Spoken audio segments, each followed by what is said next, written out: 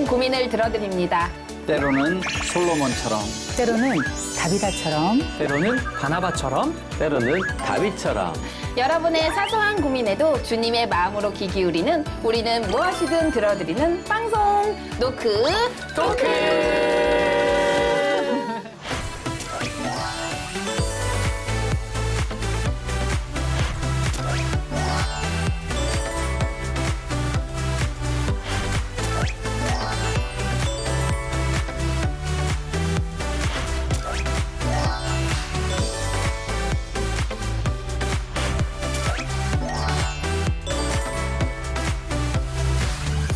네,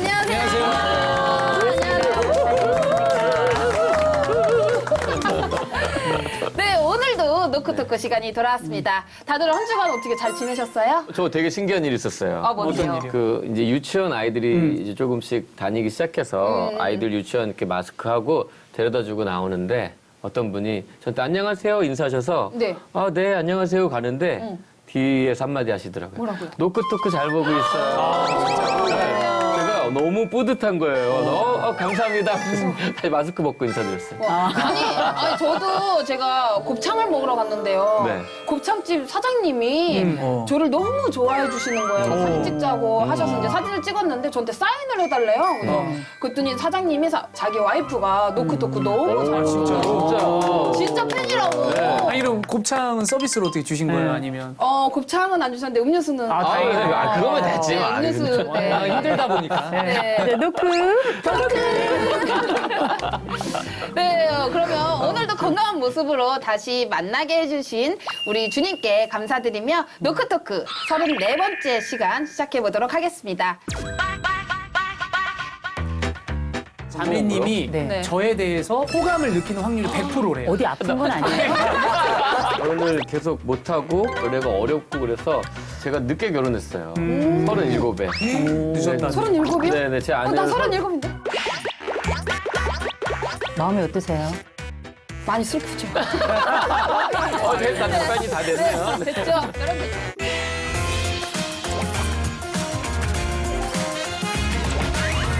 안녕하세요. 저는 결혼 정년기를 조금 지난 30대 후반의 여성입니다. 예전에는 이 나이가 되면 당연히 결혼을 했을 줄 알았어요.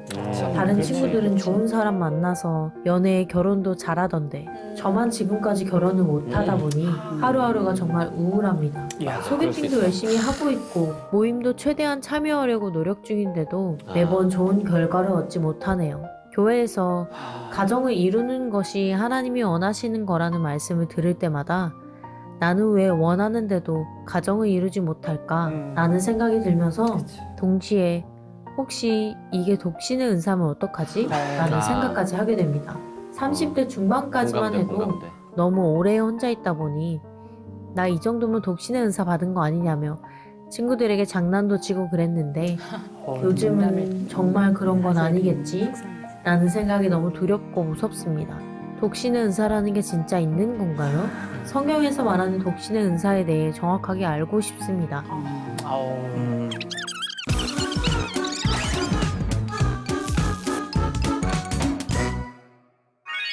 노크토크에 물어봐. 오늘의 질문은 독신의 은사입니다.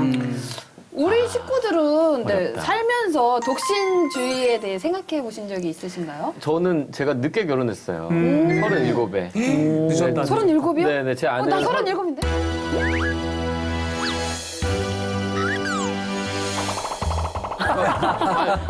조금 정정할게요.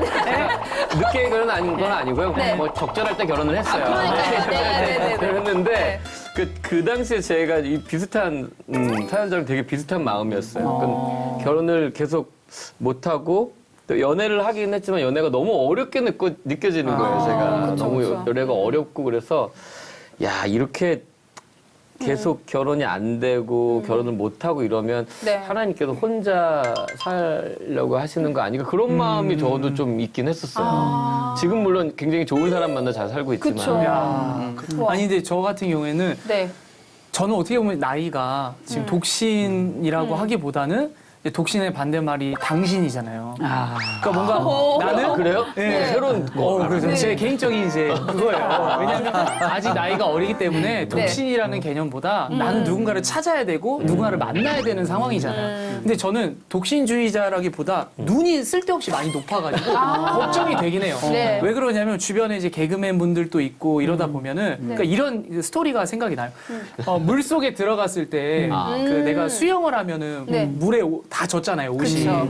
근데 저는 이제 밖에 있었는데 네. 그 안에서 누군가가 손으로 이렇게 물을 던졌을 때 나도 모르게 젖는 효과가 있잖아요.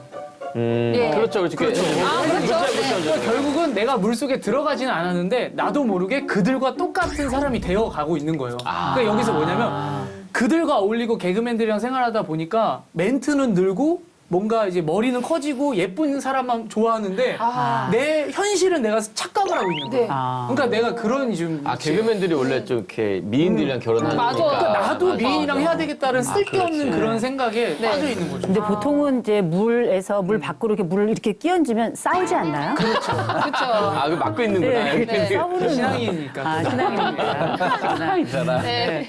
근데 사실은 저는 많은 분들이 뭐 그냥 제가 결혼을 했고 아이들을 키웠고 또 아이들이 많이 장성해서 지금 있으니까 그렇지 뭐 당연히 2호선은 결혼을 했겠거니 이렇게 생각하시는 분들도 많이 계신데요. 사실은 저는 살아가면서 제가 한 번도 결혼을 할 거라는 생각을 해본 적이 없어요. 그러니까 그냥 결혼 안 할 거야, 뭐 결혼 못 할 거야 이런 주제가 아니라 머릿속에 결혼이란 단어가 아예 없었어요. 전혀 그렇게 안 느껴지시죠? 네네네. 물론 연애는 많이 했어요. 징검다리 끝에 그 섬에 도달했네요. 그렇긴 했는데 실제 저는 뭐 정말 우연히 나중에 저희 남편이 저한테 아마 그냥 우리 결혼할까? 그냥 이렇게 얘기해서 제가 그럼 그럴까? 이렇게 해서 결혼을 한 거거든요. 진짜요? 저희는 프로포즈가 그거였어요. 아주 황홀하죠? 네. 그랬는데 그래서 그냥 결혼을 그냥 예상치 못하게 그냥 하게 된 건데 제가 이제 아들이 있고 딸이 있잖아요. 네. 근데 아들이 이제 당연히 성인이 됐고 딸도 이번에 성인이 됐는데 저희 아들은 결혼을 안 한다라고 아주 선언을 하는 친구예요. 결혼하지 않겠다. 책임지고 누군가와 함께 살아간다는 게 너무 나는 걱정이 된다. 이러면서 본인은 혼자서 25평짜리 아파트에 평균 월급 한 300만 원 정도 되는 네. 중소기업을 다니면서 네. 인생을 혼자 살아가겠다. 이렇게 얘기를 하더라고요. 근데 제가 살아보니까 이런 선언하는 애들 치고 되는 애들이 없더라고요. 맞아. 그래서 제가 우리의 선언이나 다짐이 생각할 수 있지만 늘 그렇게 되는 건 아니구나. 맞아요. 제 생각한 대로 되는 건 아닌 것 같아요. 저도 뭐 맞아요. 사실 선언 그렇게 생각하고 선언한 거라 보면 저는 네. 일찍 결혼한다 했는데 늦게 한 제 친구들 중에 제가 제일 늦었으니까 지금도 제 주변에는요 사실은 이렇게 독신으로 살고 있는 분들이 좀 덜어 있어요. 저보다 연배가 많으신데 네. 누구라고 딱 얘기하면 다 아실 만한 분들이니까 사실은 말은 못하지만 그쵸. 처음에는 뭐 그냥 이렇게 조금 더 늦춰야 일 때문에 조금 늦춰야지 사역 때문에 조금 늦춰야지 하다가 지금은 이게 하나님께서 주신 나의 독신인가 보다라고 생각하는 분들이 좀 덜어 있으세요. 그렇죠. 근데 저 여기서 궁금한 게 있는데 레온 씨는 지금 한창 이제 소개팅도 하고 연애도 많이 할 나이잖아요. 말 잘해야 되겠네. 네, 그렇죠. 어떻게 우리 레온 씨는 연애를 잘 하시는 편이세요? 저 같은 경우에는 네. 일단 처음 만남에서 100% 확률을 가지고 있습니다. 그 자매님이 네. 저에 대해서 마음을 받아주고 고백을 받아주고 호감을 느끼는 확률이 100%래요. 10번에 다 10번. 네, 10번 찍어서 안 넘어가지 않아요. 다 넘어가요. 근데 그 이유는 뭐냐면 어디 아픈 건 아니에요. 그게 뭐냐면요. 그만큼 첫인상은 상당히 좋고 그 다음에 그건 인상도 맞아. 좋고 뭔가 인성이 좋은 것 같은데 이제 사귀고 나면 오래갈 확률이 거의 또 100%예요. 오래가 오래가지 오래가지 확률이 100%. 왜냐면 여기서 네. 이제 두 가지 버전이 있는데 첫 번째는 자기 관리와 자기 관리 이게 있고요. 하나는 유료 상담과 무료 상담이 있어요. 그 자기 관리는 뭐냐면 내 애인 자기를 관리를 잘 못하고 두 번째 내 자기 관리만 잘해. 그래서 내일 있을 때만 여자친구한테 미안해. 나 오늘 못 볼 것 같아. 그날 약속을 해놨는데 약속을 취소하는 경우가 상당히 많고요. 내가 볼 때 지금 말 잘 못하고 있는 것 같아요. 이거 지금 마이너스야. 그리고 이제 유료 상담은 이제 이호선 교수님께 받아야 되는 건데 저는 여자친구한테 돈을 내지도 않고 맛있는 거 사주지도 않는데 항상 저에 대한 하소연만 했어요. 무료로. 그러다 보니 한 번은 여자친구가 나는 오빠의 감정의 쓰레기통이 아니야 라고 이야기를 한 적이 있었어요. 셌다. 그러다 보니 네. 과연 내가 연애를 잘하고 있는 것인가? 과연 내가 저 여자친구, 나의 사랑하는 자기의 마음을 내가 알고 있는 것인가? 이것 때문에 요즘 많이 후회가 돼서 네. 연애 못한 지 1년이 넘었거든요. 그래서 좀 다시 정상인으로 돌아오기 위해서 네, 네. 제가 여기서 지금 이렇게 듣고 있네요. 근데 사실 우리가 이렇게 웃고 이야기하고 있지만 아마 우리 하는 이야기를 들으면서 참 가소롭다 생각하시는 분은 따로 계실 거예요. 어디요? 그죠, 목사님? 네. 왜일까요? 왜일까요, 네. 교수님? 아니 그 사연자에게 조금 힘을 드리고 싶은 게 네. 저 같은 경우는 이제 소개팅을 하면 100점 100패였어요. 진짜요? 소개팅을 하면 뭐 잘 안 되더라고요, 항상. 아마 뭐 여자분들이 별로 좋아할 만한 게 별로 없었나 보죠, 그때. 그래서 제가 이제 바꿨죠. 나는 소개팅으로는 안 되겠구나.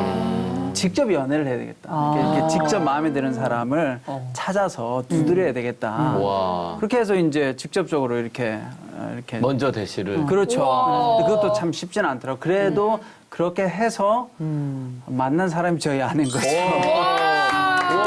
그때가 이게- 몇 살이셨는지 여쭤볼게요. 그게 저는 42살이었죠. 42살에 결혼을 42였죠, 저는. 저도 올해는 좋은 그렇게 분을 두드려서 만나고 싶다라는 그런 생각이 있거든요. 그래서 내년에 결혼하는 게 목표인데 누구에게나 주님이 예비하신 배우자가 반드시 있을 거라는 생각이 듭니다.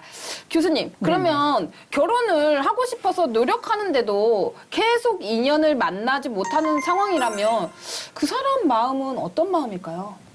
마음이 어떠세요? 많이 슬프죠. 다 답변이 다 됐네요. 네. 됐죠? 여러분 됐죠? 사실 우리가 뭐 독신이라고 하는 말 자체가 굉장히 다양한 의미를 좀 가지고 있을 거라고 생각을 해요. 이를테면 내가 정말 결혼하지 않겠다 마음 먹는다면 이건 독신일 거예요. 그런데 그냥 결혼하지 않는 상태라면 이건 미혼 상태라고 봐야 되고요. 또 내가 간절히 하고 싶은데 못한다면 이거는 모혼이라고 봐야 될 것 같고요. 그리고 나는 앞으로 결혼을 안 할 거야라고 다짐만 하고 미래는 알 수 없는 건 우리가 안혼이다 이렇게 얘기하는데 근거가 있는 건 아니에요. 일단 너무 명확한데요. 그쵸. 네, 명확해요. 근데 제가 이렇게 굳이 구분을 한 이유는 뭐냐면 그 가운데 누군가는 조금 마음의 컨트롤이 잘 되는 반면에 또 다른 경우에는 내 스스로가 굉장히 나는 왜 이럴까? 자책감. 왜 나는 매번 실패할까? 좌절감. 그리고 다음번에 가능할까? 예기불안. 그리고 내가 가지고 있는 이 모든 조건 중에 무엇이 모자랄까라고 하는 마이너스를 자꾸 찾아 들어가는 심정이 생겨나요. 네. 이러면 어떻게 되는가? 우리가 함께 이런 것들을 다 모아서 자존감이라고 부르는데 이런 자존감 떨어지는 소리가 막 낙숫물 떨어지듯이 뚝뚝뚝뚝이 아니라 샤 하고 떨어지는 거죠. 것처럼. 그러면 어떻게 되는가? 오히려 그냥 단순한 연인을 찾는 걸 넘어서서 대인 관계에 대해서의 이런 자신감도 많이 떨어지게 되고요. 그러니까 이제 그 다음에 여러 가지 생각을 하게 되죠. 내가 모질라서 그럴까? 혹은 내 인간적인 어떤 문제가 있는 것이 내가 가지고 있는 외모일까, 관계력일까, 뭐 기타 일절 다 찾게 되는데 아무 거를 찾아봐도 사실은 다 모자란 것 같은 느낌밖에 안 들게 되거든요. 그래서 우리가 결혼 정보 업체에다가 등록을 하죠. 그럼 이제 저처럼 생긴 사람이 나와요. 예쁘죠? 저처럼 오늘도 네 머리가 딱 분위기가 중간에 이 이렇게 정보 저기 나왔죠? 해주시는. 네. 근데 이제 실제 그렇다 하더라도 이렇게 매칭을 해보면 잘 되는 경우도 있지만 잘 안 되는 경우도 되게 많이 있거든요. 맞아요. 업체까지 했는데 또 안 된다? 그러면 그 다음에 또 다른 길을 모색하게 됩니다. 그럼 결혼은 내 길이 아닌가? 이런 생각을 하게 되는데 저는 이거는 우리 스스로가 혼자 판 우물이라고 생각해요.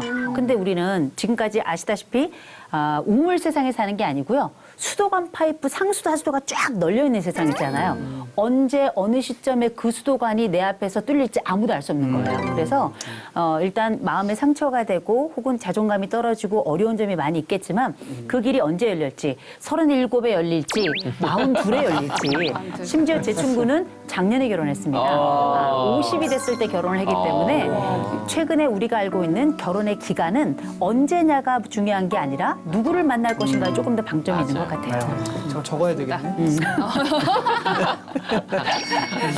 네, 그럼 이제 오늘의 질문에 대한 정리를 할 시간인데요. 목사님, 사람들이 얘기하는 독신의 은사가 성경에서는 어떻게 해석되고 있나요? 네. 사실 우리가 독신의 은사 그러면 네. 은사라는 건 선물이잖아요. 하나님 나한테 준 선물이고 재능인데 이건 내가 좋아서 할 수 있는 것이어야 되거든요. 그러니까 뭐 결혼하고 싶은데 잘 안 되니까 난 독신의 은사인가 봐요. 이건 아닌 것 같아요. 은사라는 건 내가 주체적으로 자발적으로 그쵸. 좋아하는 건데 성경에 보면 한 2곳 정도의 이제 이 독신과 관련된 말씀이 있어요. 그래서 신약 성경 고린도전서 7장 7절에 보면 제가 이제 표준 세번역 버전을 한번 읽어드릴게요. 나는 모든 사람이 다 나와 같기를 바랍니다. 그러나 사람은 제각기 하나님께로부터 받은 은사가 있어서 이 사람은 이러하고 저 사람은 저러합니다. 이 바울의 고백이 나오는데요. 이제 이 바울의 고백에 의하면 독신의 은사는 뭐냐? 복음 전도를 위해서 특별하게 독신으로 결혼을 하지 않고 살면서도 하나님 앞에 헌신할 수 있는 사람을 말하는 거예요. 그러니까 독신으로 사는 게 가장 기쁜 거죠, 그 사람한테는. 그게 독신의 은사이지 내가 어쩔 수 없이 상황에 몰려서 나는 독신의 은사가 아닐까요? 그렇진 않다라는 거고요. 마태복음 19장 12절에 보면 또 이런 말씀이 있습니다. 모태로부터 그렇게 태어난 고자도 있고 사람이 만들어서 된 고자도 있고 또 하늘나라 때문에 스스로 고자가 된 사람도 있다. 이 말을 받아들일 수 있는 사람은 받아들여라. 사실 뭐 이 말씀도 조금 어떻게 보면 조금 예민한 말씀이긴 하지만 이제 요 두 구절만 유일하게 독신과 관련된 말씀에 성경에 보면 그러니까 결국은 독신이라는 건 내가 하나님을 더 사랑하고 더 하나님을 위해서 봉사하기 위해서 내가 자발적으로 즐겁게 받아들이는 것이 독신의 은사이기 때문에 이 외에는 사실은 성경은 대부분 결혼을 많이 이야기하고 있고 맞아요. 또 가정을 잘 만드는 것을 가르치고 있습니다.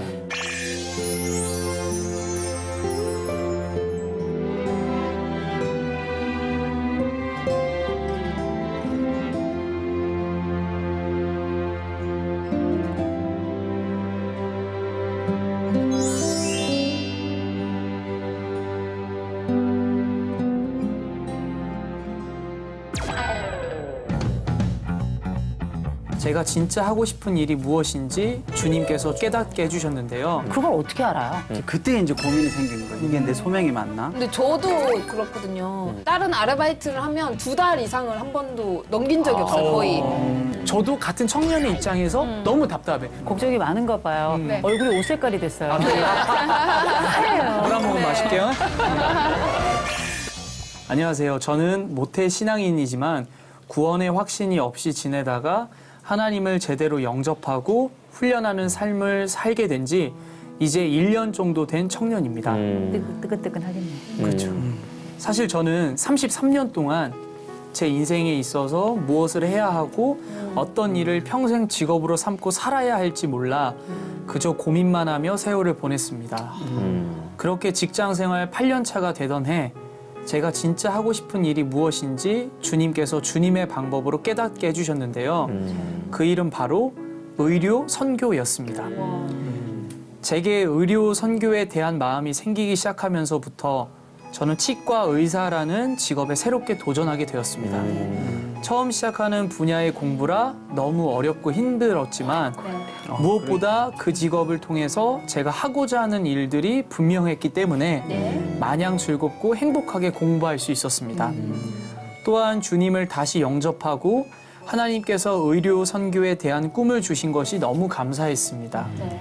그 이후에도 하나님은 끊임없이 제게 해외 의료 봉사를 갈 수 있는 기회들을 열어주셨고 직접 눈으로 보고 경험하면서 더더욱 제 꿈에 대해 확신을 가질 수 있어서 기뻤습니다. 저는 미국 치대를 목표로 준비를 시작했고 몸은 힘들었지만 감사함으로 하루하루 치열하게 열심히 공부했습니다. 그러나 감사한 마음이 불안한 마음으로 바뀌게 된 건 첫 시험을 보고 난 후였는데요. 생각보다 저는 시험을 잘 보지 못했고 면접 단계까지도 가지 못했다는 게 저에게는 큰 충격이었습니다. 주변 사람들에게는 애써 괜찮은 척하며 올해 학교배도 내년에 다시 도전하면 돼라고 말했지만 제 마음은 현재 굉장히 불안한 상태입니다. 이렇게 불안한 마음으로 아침마다 말씀을 묵상하고 기도한 지 이제 열흘쯤 되어가는 날인데요. 네. 두려운 마음이 있지만 하나님의 이끄심을 믿고 말씀 묵상과 찬양을 들으며 위로를 받고 있습니다. 저의 길을 열어주시고 이끌어주신 하나님께 너무 감사하면서도 제 자신의 부족함을 알고 나니 앞으로의 상황들이 두렵고 걱정이 되는 마음을 주체할 수가 없습니다. 네. 사실 지금 가장 겁이 나는 건 최선을 다해 노력했는데도 계속 실패하게 될까 봐 만약 그런 상황이 온다면 저는 어떻게 해야 될지 그게 제일 두렵고 무섭습니다. 도쿠토쿠 식구들, 늦은 나이에 하고 싶은 일을 찾게 된 저, 새로운 꿈을 위해 도전하는 게 과연 잘한 선택일까? 요즘 생각이 너무 많아서 도저히 잠을 잘 수가 없습니다. 라고 사연을 보내주셨습니다. 네. 오늘의 사연은 늦은 나이에 진짜 하고 싶은 일을 찾아 도전하게 된 30대 남성분의 사연인데요. 우리 식구분들은 꿈과 비전에 대해 진지하게 생각하게 된 게 언제부터인가요? 저는 좌절을 좀 맛봤었잖아요. 한번 그런 얘기 한번 나눈 적 네. 있죠. 그 대학 음대 음악 공부해서 음대 가려고 준비했다가 음대를 못 가게 된. 네네네. 그래서 사실은 집안이 어려워서 저는 뭐 음악을 포기하고 선교사님 되겠다고 신학대학교 선교학과에 갔는데 네. 제가 대학교 가서 방송부에 들어갔어요. 방송부에 들어가서 그 방송 장비에 대한 걸 공부를 하게 되잖아요. 네네네, 그러면 그렇죠.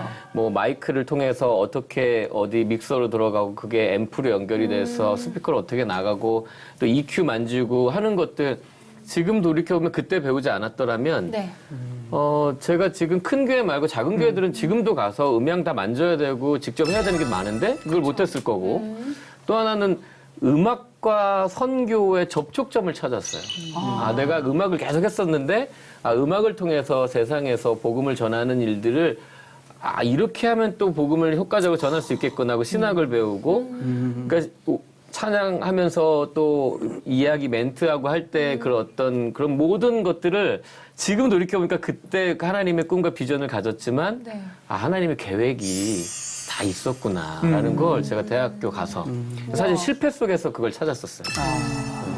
저도 사실은 이제 고등학교 때 대학 진학을 앞두고 이제 미래의 꿈과 비전을 생각해 보게 되었죠. 근데 아버지가 이제 목회자였으니까 제 마음속에 그냥 우리 아버지처럼 살면 참 괜찮겠구나. 아주 단순했어요. 무슨 뭐 성령을 받고 이런 게 아니라. 그래서 이제 아버지가 사실 그때는 그러면 신학을 하려고 하면 철학을 공부해라. 그래서 사실은 이제 제가 철학과를 갔어요, 처음에는. 그런데 이제 아버지가 돌아가셨어요, 한 2년 지나서.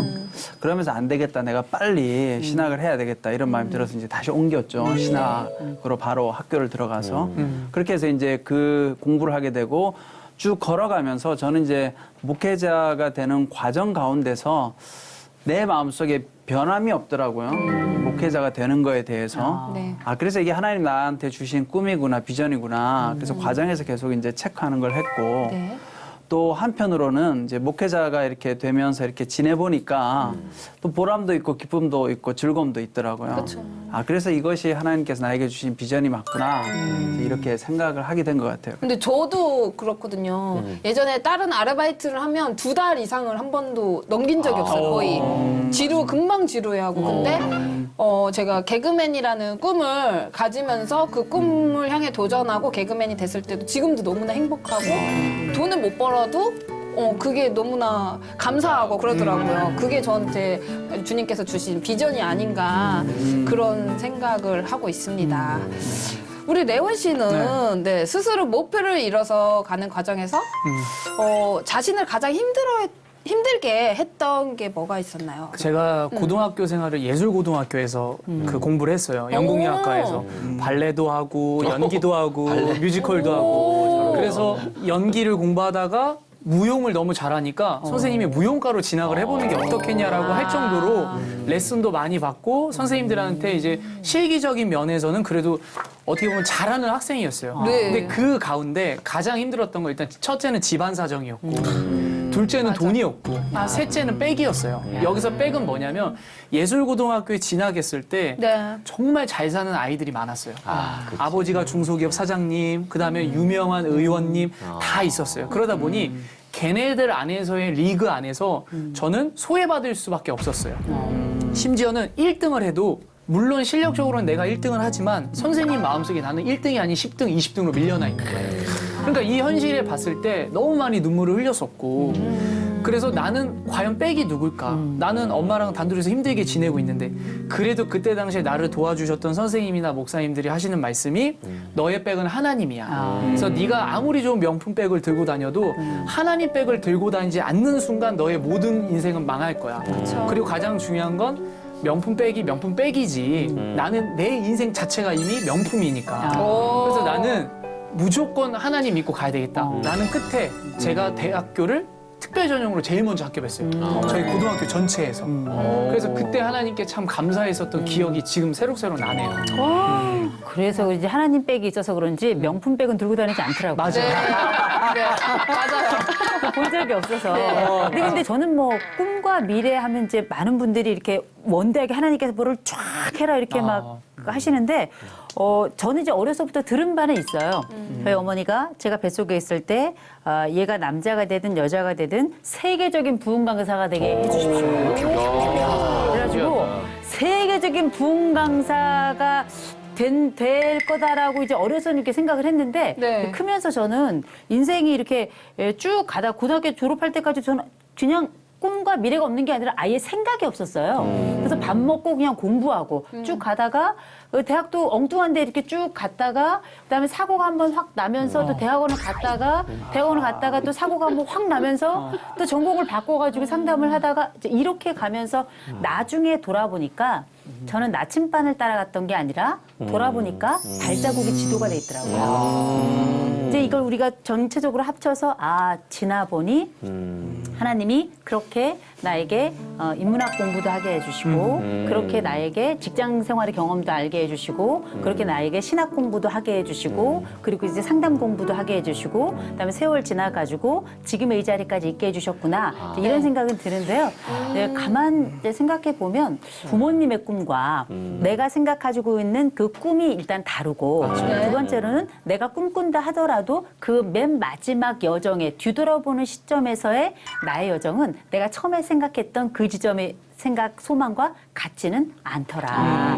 그래서 우리가 흔히 이제 요새는 그 진로와 관련해서 많이 학교에서 교육을 하잖아요. 그쵸. 근데 그런 식으로 돌멩이를 깎아서 이렇게 쫙 파고 들어가는 계획해서 뭔가를 이루겠다고 하는 방식의 진로는 저는 적절하지 않다고 생각해요. 오히려 가법 방식으로 척척척 붙여서 찰흙이지만 그걸 조금 다듬으면 그게 바로 내가 되는 이런 방식의 모습을 보고 내가 아름답고 또 감사하게 해석을 한다면 그게 나의 꿈과 진로에 대한 최종적인 고백이 되지 않을까 그런 생각을 해보면서 그래도 세계적인 부흥 강사 한번 해볼까 합니다. 아멘. 근데 이런 과정들이 다 있으셨잖아요. 레온 씨도 그렇고 교수님도 그렇고. 네. 상담자는 지금 처음에 그 난관에 딱 그런 사실 과정 중에 저는 있다고 보이거든요. 그런 과정 중에 딱 난관에 딱 봉착돼 있는데 그런 과정들은 다 누구나 다 있다고 생각해요. 그 겪어야 되고 넘어야 될 산이라고 생각해요. 저도 이렇게 막 처음에 뭐 좋은 제안들 원래 제 시작을 가요로 했었으니까 가요에서 좋은 제안 받고 음반을 준비하다가 만약에 음악을 다시 해야 되면 찬양해야겠다고 찬양 사역길을 걸을 때 아무것도 없는 거예요. 그때 제가 봉착됐던 게 뭐였냐면 돈이었어요. 가요는 다 만들어주지만 찬양하는 사람 직접 만들어야 되니까 그래서 뭐 일용직이라고 하잖아요. 그러니까 우리끼리 하는 얘기로 노가다 가서 일을 하고 돈 막 아르바이트하고 돈 2년 동안 돈 모아서 음반 냈는데 또 그 음반 또 망하고 그 실패 속에서 계속 실패하는 그 실패 속에서 뭐 아무도 없고 도와줄 사람도 없고 아무것도 없을 때 제가 붙잡을 수 있는 건 하나님밖에 없었던 거예요. 그러니까 하나님 주신 이 꿈을 위해서 걸어가는 그 길. 근데 남희 씨가 아까 얘기했던 게 저는 굉장히 공감됐던 게 그렇게 실패하고 힘든데 그 길을 계속 걸어갈 수 있는 원동력이 있더라고요. 힘. 그쵸. 그 힘이 있어서 실패 속에서 계속 가는 거예요, 일단. 걸어가는 거. 그러고 나니까 그런 상황 속에서 지금 돌이켜보니까 그때 그 힘이 아니었습니다. 지금은 뭐 다시 지금 실패하더라도 일어날 수 있는 게 그때 그 실패를 통해서 얻어졌던 것들이 있으니까 아마 이 상담자도 사실은 지금 뭐 가장 큰 그 어려움들이 이런 시험에 실패했다지만 아까 얘기했던 것처럼 그 다음 시험 또 준비할 수 있잖아요. 그래서 지금 얻어지는 것들이 정말 중요하다고 저는 생각이 들어요. 네, 그러면 살면서 이건 정말 하나님이 내게 주신 소명이다라고 생각한 게 있으세요? 혹시? 그 목사가 되기로 한 네네네네. 거는 마음이 확고부동했는데 목회자가 되고 나니까 네.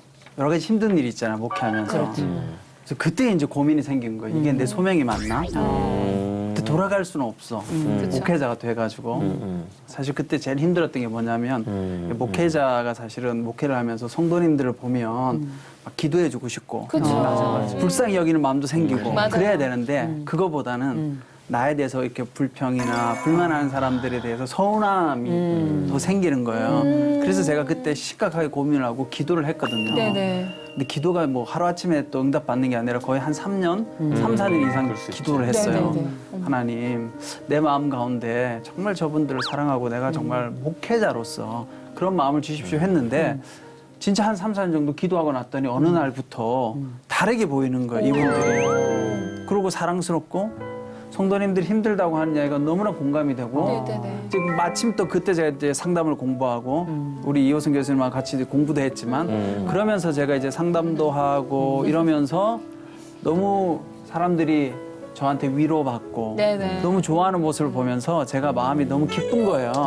아, 내 소명이 맞구나. 하나님께서 나를 목회자의 길로 또 때로는 목회 상담자의 길로 부르신 것이 맞구나. 그러니까 저는 이 소명을 확인하는 과정, 또 비전을 확인하는 과정 가운데 순탄하게만 되는 것이 아니라 맞아요. 다 말씀하신 맞아요, 것처럼 맞아요. 우리 유전 선생님 말씀하신 것처럼 힘든 상황은 분명히 있는데 그렇죠. 그거를 어쨌든 그때 포기할 것이 아니라 기도하고 잘 가다 보면 하나님께서 결국은 우리의 비전을 이루어 주신다. 그래서 저 사연자가 사실은 딱 한 번 실패했잖아요. 지금 시험. 저는 뭐 이분이 아직도 많은 기회가 남아있다고 생각해요. 맞아요. 맞습니다. 저도 목사님 말씀에 전적으로 동감이 되는 부분이 저 같은 경우에도 요즘 청소년들을 만나거나 또는 장년층 분들을 만나서 부족한 제 삶을 살아왔던 스토리에 대한 이야기를 스피커의 역할을 하면서 간증을 할 때가 있어요. 근데 그럴 때마다 아, 이게 하나님이 주신 나의 소명이구나를 느껴요. 근데 소명인 거를 느끼는 반면에 레오나, 네 자신이 네가 말한 반만큼만 살자라고 항상 제 자신에게 물어봐요. 왜 조례훈 너는 항상 앞에 가서 하나님 얘기하고 삼위일체 하나님, 예수 그리스도, 뭐 성령님 얘기하고 그다음에 하나님이 나를 여기까지 인도하셨습니다라고 얘기하는 니는 왜 이 마이크만 꺼지고 무대에 내려오는 순간 왜 넌 달라지니? 조례훈 너 네가 말한 반만큼만 살자라는 항상 제가 이 생각을 해요. 네. 그래서 우리가 그 일상에서 하는 말들 중에 자주 하는 말 중에 인생은 B와 D 사이의 C라고 하잖아요. B는 벌스, D는 데스. 그다음 C는 여기서 이제 학생들한테 물어보면 치킨이라고 그래요. 근데 원래 C는 초이스잖아요. 근데 우리 기독교인들한테는 이게 크라이스트잖아요. 예수 그리스도인데 저는 항상 이 생각을 하고 무대 위에 올라가지만 그러나 예수 그리스도를 내가 통로의 역할로서 쫙 이렇게 보여주고 심지어 하나님께 영광 올려드리는 방법 중에 하나가 사람들은 나한테 박수 이렇게 보내지만 나는 이렇게 해서 하나님께 토스를 해서 올려드려야 되거든요. 근데 어느 순간부터는 내가 이러고 있어요. 내가 받고 있는 거예요, 계속. 그래서 제가 이 부분을 보면서 하나님이 주신 소명이 분명하지만 내가 이 부분을 좀 조심해야 되겠다라는 또 생각도 드는 반면에 이런 것도 있거든요. 네. 전도사 같아. 그러니까요. 바꿀래? 네. 왠지 나중에 우리 교회 전도사님 될 것 같아요. 그러니까요. 다 보는 사람마다 다 그러네. 강의하러 갔는데 조례훈 전도사님이 계신 거 아니에요? 기도 한번 하고 시작하시죠. 그래서 저는 음악을 하니까 네. 제가 그 첫 음반이 망했다 그랬잖아요. 네. 근데 그 이후 일들이 너무 신기한 일이 생겨요. 노래를 부르는 사람이 그 노래 같은 삶을 살게 된다고. 네네. 첫 음반 망하고 나서 그 다음에 나왔던 음반의 타이틀이 소중한 너를 위해라는 타이틀곡이었는데 네. 첫 번째 음반 때는 소중한 너를 위해라는 그 제 중보기도 팀이 생겼어요. 그러니까 뭐 팬클럽은 아닌데 네네. 회원들이 한 3,500명 됐어요. 그러니까 굉장히 많은 젊은 친구들이 모여서 막 그 일반 그 CCM이지만 그 당시에는 CCM이라는 단어가 막 네네. 통용되지 않을 당시였어서 일반 뭐 무슨 언론사들이 언더그라운드 음악인 줄 알고 네. 그러니까 이분들이 막 연락이 오고 취재 올 정도로 그런 게 생겼고 2집 때 하나님 아버지의 마음 있는 그 음반, 그 노래가 많이 알려졌는데 사실은 그 음반의 타이틀곡은 주님은 절대 포기하지 않으시죠라는 찬양이에요.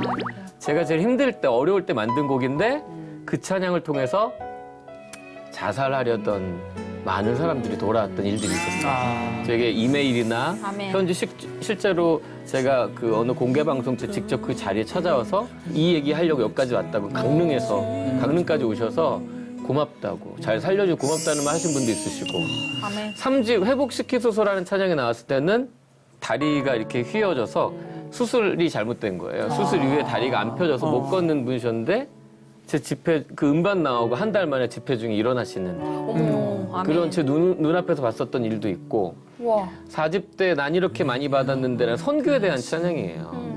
그 선교사님들이 오히려 그 선교를 하고 돌아올 때 난 하나님께 더 많이 받았는데 더 주를 사랑하지 못한 게 미안하다는 그런 고백의 찬양들을 만들었는데 그 찬양을 만들고 나서는 제가 선교 한 NGO 단체를 선교하는 것을 통해서 제 아내를 만나게 됐어요. 와. 아, 이거 진짜 아멘. 선교를 통해서 그러니까 뭐 사실은 그때 모든 음반마다 제가 하나님의 어떤 나를 이 기기까지 인도하신 그 하나님의 그 소명들을 제가 사명감 그 소명을 다 음반을 통해서 또 음악 활동을 찬양 활동을 통해서 발견하게 된 거죠 저는. 들어보니까 한 번 망했네요.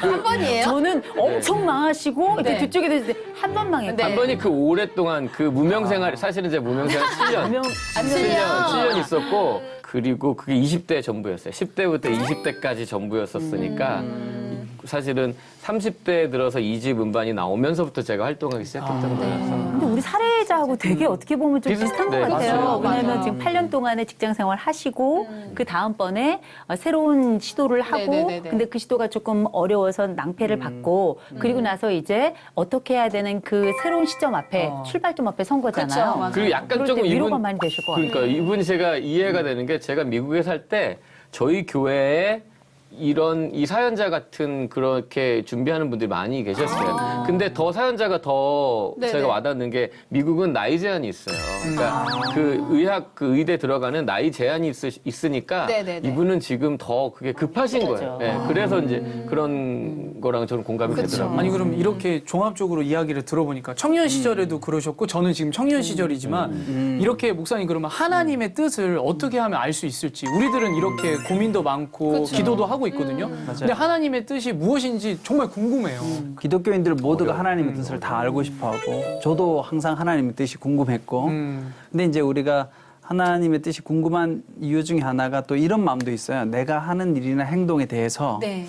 정말 이게 하나님께서 나에게 원하시는 것이 맞을까? 좀 확인하고 싶은 마음, 정당성을 부여하고 싶은 마음. 그래야지 내가 이제 더 자신감을 가지고 나아갈 수 있으니까. 그래서 기도할 때가 많은데 사실 우리가 하나님의 뜻이라고 분명하게 말하는 건 굉장히 어려운 일이에요. 맞아요. 그렇잖아요. 보이지 않는 하나님. 또 우리가 인간적인 언어로 소통할 수 있는 하나님도 아니고 어떻게 보면 영적인 교감에 의해서 하나님 뜻을 캐치해야 되기 때문에 맞아.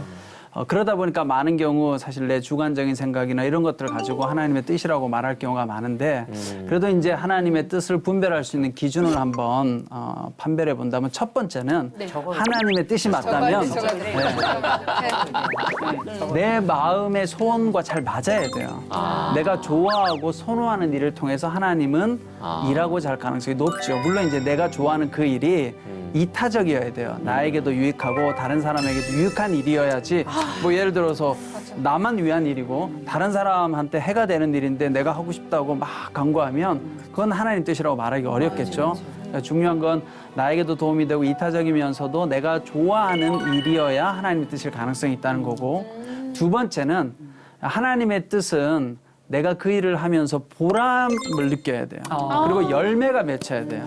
네, 이렇게 돈을 물질적으로 많이 벌고 뭐 유명해지고 사실 이게 기쁨이 아니고 보람이거든요. 만족감. 그래서 열매가 맺혀야 된다는 거. 그래야 하나님의 뜻일 가능성이 있다는 것이고. 물론 이제 열매가 당장 바로 안 맺힐 수는 있겠죠. 우리 전사님 말씀하신 것처럼 오랜 무명의 시간을 거쳐서 열매가 맺힐 수 있기 때문에 기다림이 필요하고 이제 세 번째는 하나님의 뜻은 주변 사람들이 볼 때 동의가 되고 인정이 돼야 돼요. 그러니까 나는 이게 하나님 뜻이라고 이야기해요. 뭐 예를 들어 난 뭘 하고 싶어요라고 막 이야기하는데 객관적인. 주변 사람들이 그렇죠. 객관적으로 보면 저 사람은 저게 안 맞는 것 같은데라고 누구나 생각하고 있다면 사실은 점검이 필요한 거예요. 맞아요. 그래서 제가 볼 때 그런 걸 종합해서 이러한 사항들이 잘 맞으면 하나님의 뜻일 수 있겠구나 이런 확신을 가지고 나가면 좋을 것 같습니다. 맞습니다. 목사님 말씀처럼 내 생각과 하나님의 뜻을 잘 분별해 낼 수 있는 지혜가 우리 모두에게 필요할 것 같습니다. 교수님, 그러면 사연자분처럼 다니던 직장을 그만두고 새로운 일을 도전을 했는데 좋은 성과를 내지 못하고 있다면 그때 사람들은 어떤 마음을 갖게 되나요? 세 글자로 하자면 앞불싸. 앞불싸. 앞불싸. 앞불싸. 잘못 왔나? 내가 선택한 건데 이제 어쩌지? 네. 진짜 내 앞에 갑자기 암흑이 쫙 깔리는 듯한 느낌일 거예요. 그쵸. 아마 자동차로 취재하면 가다가 급브레이크를 확 밟아가지고 차가 막 꼬꾸라질 것 같은 그 상황. 아마 그 상황이 지금처럼 뭔가를 새롭게 시작했는데 뭔가 되지 않는다. 네네네. 그리고 뭔가 시작했는데 이건 내가 잘못한 선택이 아닌가라고 하는 첫 번째 그 길목에 들어선 사람들의 감정이 아닐까. 네네네. 이런 생각이 들고요. 특별히 우리가 사실 어떤 내가 실패를 했다고 생각하면 어렸을 때에도 가슴이 두근두근해요. 그런데 나이가 들고 나면 이 심장 박동이 더 빨라지는 것 같아요. 그래서 이게 실제 내가 가지고 있는 능력치 밖에 있는 것인가? 거기에 우리가 종교적인 의미로 하나님이 이걸 원치 않으시는 건가? 나의 능력과 하나님의 소망 사이에서 이걸 막 스스로가 막 조율을 하려고 애를 쓰거든요. 근데 실제 이 조율이 어려워요. 네네. 그렇다면 어떻게 해야 되는가? 또 다른 선택 앞에 서는 거죠. 내가 이걸 선택하느라고 이전의 걸 버렸어요. 그리고 나서 새로운 선택을 시작했어. 그런데 이 새로운 선택에 내가 뭔가 잘못한 것 같고 내가 잘못된 길에 들어섰다 생각하면 내가 그럼 이거를 지속해야 될 것인가? 아니면 원래 상태로 돌아가야 될 것인가? 그런데 원래 상태로 돌아가기에는 우리에게 나이라는 변수가 생겨나거든요. 현실적으로. 우리에게는 그러면 막막함이 더 커지는 거예요.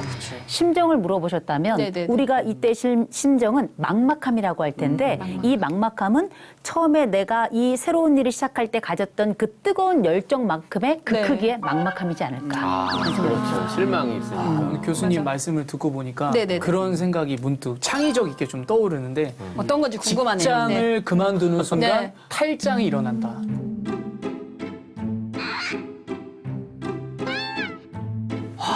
이거 너무 창의적인데? 네. 너무 창의적이에요. 탈장이요? 문득 이제 그런 생각이 났고요. 그 이유는 뭐냐면 제 레온 씨가 얼굴이 빨개졌네요. 탈장된 거 아니에요? 그게 아닌 것 같았어? 탈장. 그만큼 아프다. 많이 아파. 왜냐하면 저 같은 경우에는 프리하지 않은 프리랜서예요. 방송국을 5군데를 제가 다니고 있어요. 방송을 5개를 하는데 네. 언제 잘릴지 걱정해서 살아가고 있어요. 나를 누가 찾는 이 없고 나를 누가 찾아주는 이 없고 내가 갈 수 있는 데가 정해져 있고 그러나 가장 중요한 건 여기 사연자분도 직장을 지금 그만두신 상태시잖아요. 그쵸. 그래서 새로운 준비를 하시는데 저도 같은 청년의 입장에서 똑같은 입장이거든요. 네네. 그래. 어디로 가야 될지 모르겠고 내가 무엇을 하면 좋을지 하나님한테 물어보는데 그분은 보이지 않아도 나를 위해 일하시는 건 알지만 보이지는 일단 않아요. 그러니까 너무 답답해. 그래서 한때는 이런 생각을 해요. 절대적인 비전과 개인적인 비전이 존재하는 건가? 절대적인 비전은 사도행전에서 말한 것처럼 예루살렘과 유다와 온 사마리아 땅끝까지 이르러 내 증인되라. 전도하고 선교하라는 이 비전을 알겠어요. 그러나 왜 하나님은 나한테 절대적인 비전을 얘기하면서 전도와 선교라고 얘기를 했을까? 네네네. 근데 내 개인적인 비전은 나는 유명한 연예인이 되고 싶은 거예요. 근데 어느 순간에 기도를 가만히 하고 있다가 그런 생각이 드는 거예요. 내가 보니까 절대적인 비전을 이루기 위해서 내 개인적인 비전이 절대적인 비전을 향해 가고 있더라고요. 결국은 내가 유명한 연예인이 되고 내가 내 재능을 개발하는 이유는 하나님의 그 절대적인 비전을 이루기 위해서 전도하고 선교하라는 그런 뜻에서 하나님이 나에게 이런 시간을 주셨구나라는 걸 제가 느끼고 있거든요.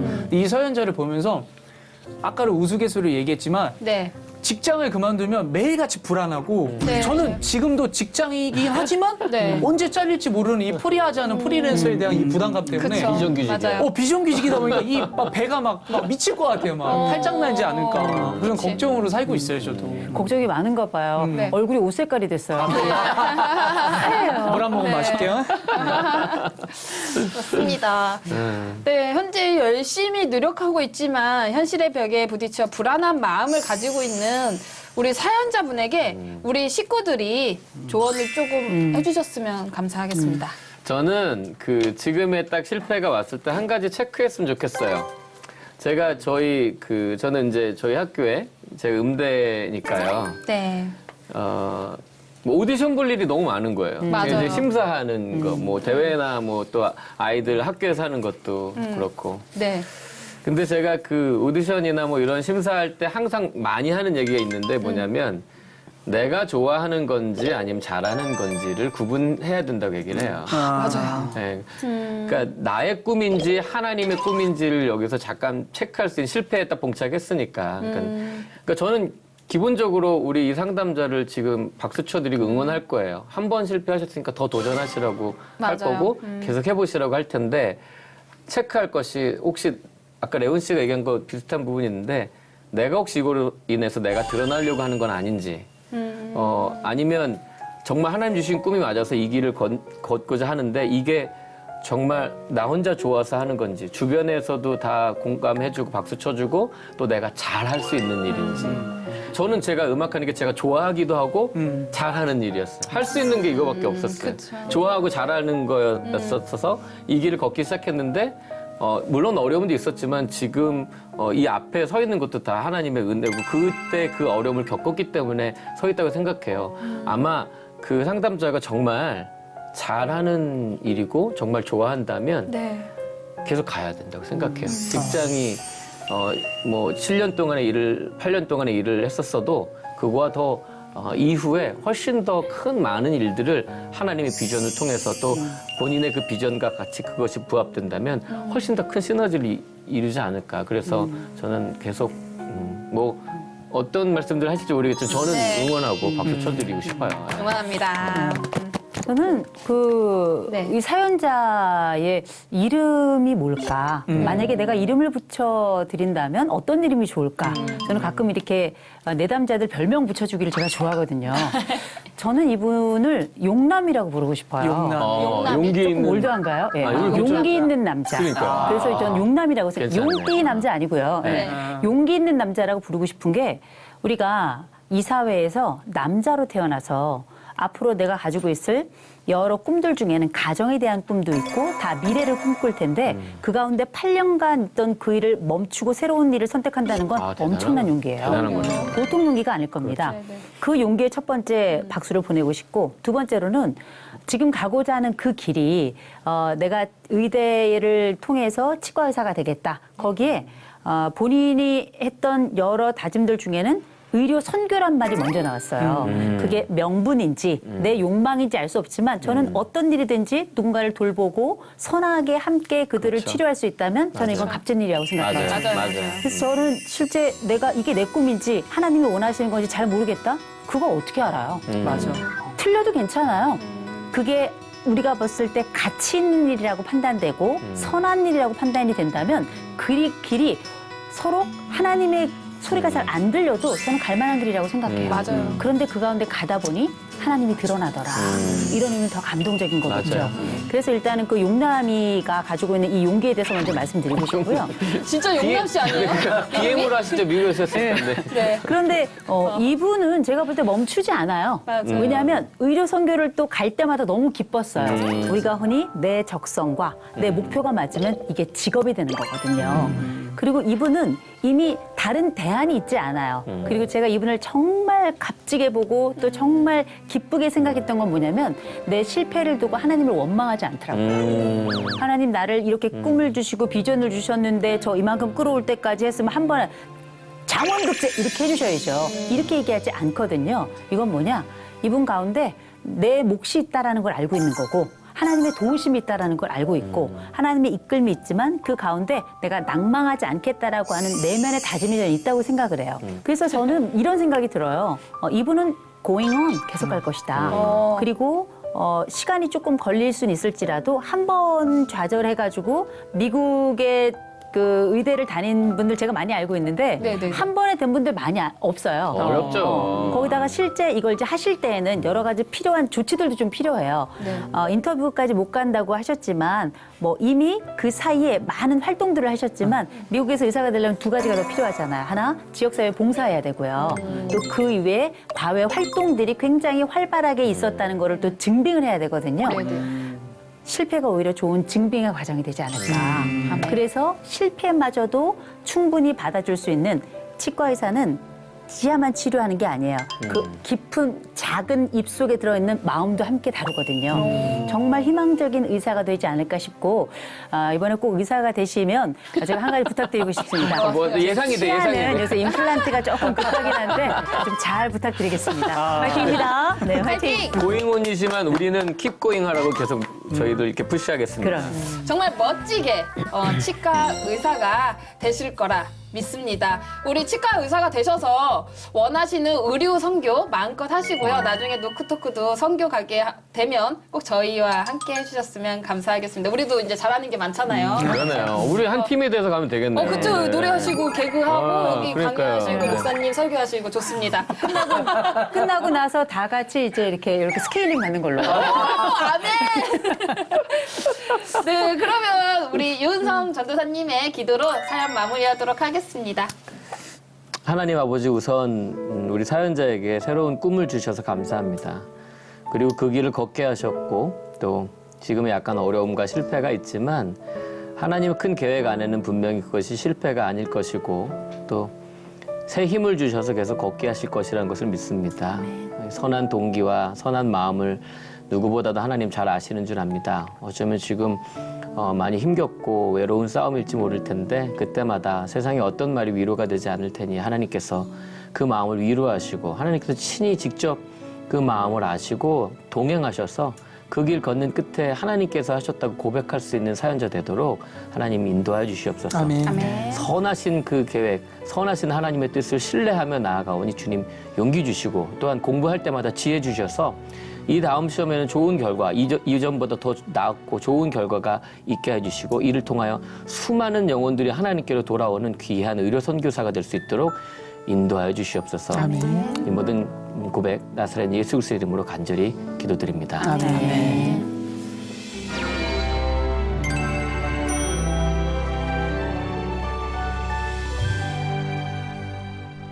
오늘은 노크토크 34번째 시간으로 함께 했는데요. 다들 어떠셨나요?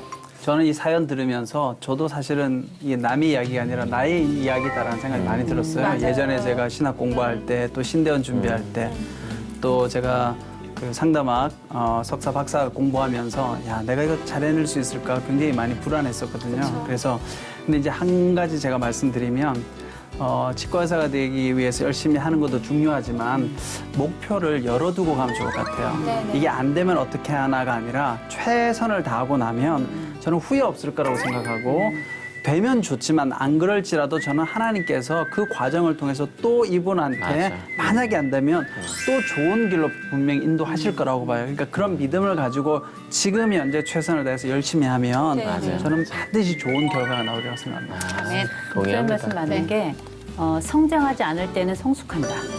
참 이게 인생의 어떤 그 굉장히 중요한 교훈이라고 저는 생각을 하거든요. 아마 우리가 이게 다 공감하는 이유는 뭐냐면 누구나 다 실패해 본 적이 있고 누구나 다 선택 앞에 서 본 적이 있기 때문인데 저는 이제 사연을 들으면서 어떤 생각이 들었냐면 이분은 잘 될 것 같아요. 저도 네. 그런 느낌이 들었어요. 안 된 말고. 그런데 왠지 모르게 이분의 오랜 8년간의 그 이력과 그 새로운 용기와 그리고 한 번 낭망한 적이 있지만 그 가운데도 하나님 원망하지 않고 또 다른 길을 내다보고 있는 이 전망이 저는 앞으로 정말 좋은 의사가 되지 않겠는가 또 아름다운 의사가 되지 않겠는가 이분 덕에 세상은 치유되지 않겠는가 이런 생각을 해봐요. 아멘. 네, 그럼 이제 사연자분이 신청해 주신 찬양이죠. 요즘 성도님들께서 코로나 때문에 이 찬양을 많이 듣고 계신다고 하는데요. 원하고 바라고 기도합니다. 함께 들으면서 저희는 인사드리겠습니다. 누군가 내 이야기를 들어주길 원한다면 주저 말고 노크해 주세요. 때로는 솔로몬처럼, 때로는 다비다처럼, 때로는 바나바처럼, 때로는 다윗처럼. 여러분의 모든 고민을 주님의 마음으로 들어드리겠습니다. 사랑과 위로가 함께하는 이곳은 노크 토크. 다음 주에 만나요. 다음 주에 만나요.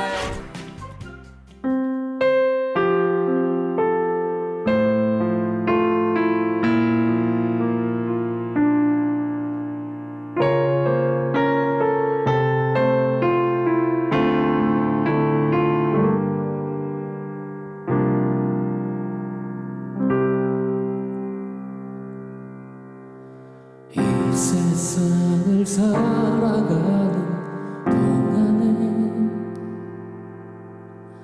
나의 힘을 의지할 수 없으니 기도하고 낙심하지 말 것은 주께서 참 소망이 되심이라. 하나님의 꿈이 나의 비전이 되고 예수님의 성품이 나의 인격이 되고 성령님의 권능이 나의 능력이 되길 원하고 바라고 기도합니다. 하나님의 꿈이 나의 비전이 되고 예수님의 성품이 나의 인격이 되고 성령님의 권능이 나의 능력이 되길 원하고 바라고 기도합니다. 원하고 바라고 기도합니다. 원하고 바라고 기도합니다.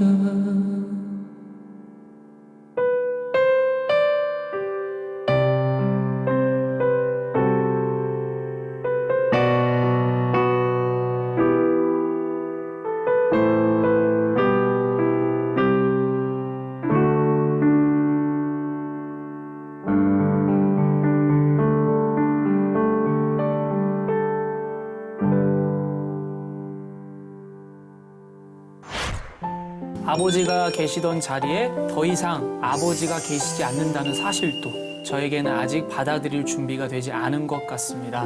너무 좀 마음이 아프고 떠도는 느낌이랄까? 교회 자체가 그냥 아버지인 거예요. 목사님이 이 사연자분하고 너무 흡사한 것 같아요. 그렇죠. 자꾸 아버지가 연상되잖아요. 아, 맞아. 그게 그래서 힘든 거예요. 사랑이 있잖아요. 그러니까 찬양을 들을 때나 말씀을 들으면 이게 다 나한테 하는 이야기 같아요. 맞아요. 하나님이 위로해 주신다. 맞아. 네. 맞아. 그때는 세상에서 백세주를 찾지만 우리에겐 구세주가 있다. 이런 생각을 하면 아, 요거 괜찮았다. 아니, 나 이거 괜찮았다. 잘 맞추네요.